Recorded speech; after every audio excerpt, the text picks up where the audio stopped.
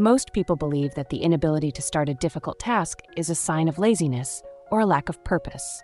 They wait for a surge of motivation to carry them into the work. And when that surge doesn't come, they assume something is wrong with their mission. This is a fundamental misunderstanding of brain mechanics. What you are experiencing isn't a character flaw, it is neural friction. In the year 2026, the elite performers don't wait for motivation. They understand that the brain is a high-inertia machine that requires a specific startup current to begin moving. Neural friction is the biological tax required to shift your neurochemistry from a resting state to a state of high-intensity focus. It involves the sudden release of norepinephrine and the recruitment of the prefrontal cortex. This process feels uncomfortable. It feels like stress. It feels like you should stop. But as a proactive executor, you must recognize that this discomfort is the sound of the engine turning over. Consider the starter motor analogy. A car's starter motor requires a massive draw of electricity to turn the heavy internal components of the engine. Once the engine is running, the alternator takes over and the energy requirement drops significantly.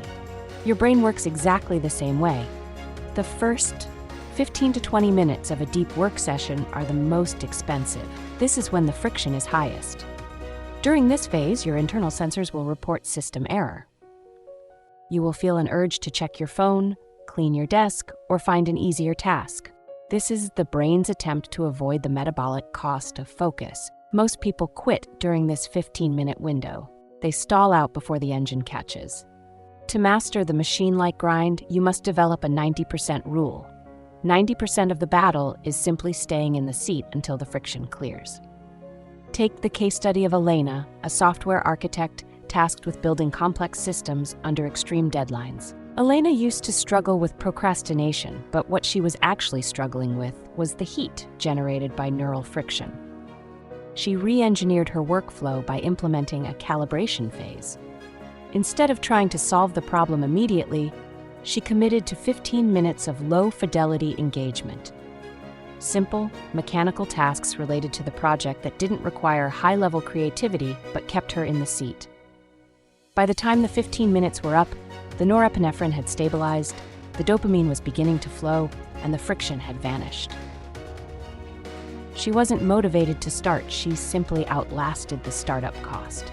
You must also understand the dopamine anchor. Dopamine is not just about reward, it is about the pursuit. When you successfully push through neural friction, your brain releases a pulse of dopamine as a signal that the effort was worth the cost. This creates a momentum loop. The more often you force the engine to start, the more calibrated your system becomes. You begin to associate the friction itself with the coming state of flow. You stop fearing the discomfort and start viewing it as a necessary precursor to performance. This is the hallmark of the proactive executor. They lean into the friction because they know it is the only way to reach peak efficiency. To reduce the baseline of your neural friction, you must practice environmental engineering. If your environment is full of easy dopamine, like social media or snacks, the friction of a difficult task will feel 10 times heavier. Your brain will always choose the path of least resistance if that path is available. By removing these distractions, you make the difficult task the only viable output for your energy. You are narrowing the track so the machine has only one direction to go. Neural friction is the gatekeeper of high performance. If you cannot master the first 15 minutes, you will never master the next 5 hours. Stop asking yourself if you feel like working. Your feelings are irrelevant data from a cold engine. Instead, check your protocols. Is the desk clear?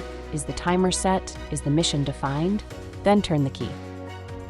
Stay in the friction until the momentum takes over. Master the grind, build the system, become unshakable.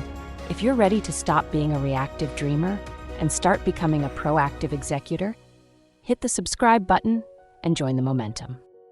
At the Resilience Momentum, we don't just talk about mental health, we engineer it. Download the Neural Friction Protocol in the description below and start building your systems of discipline today.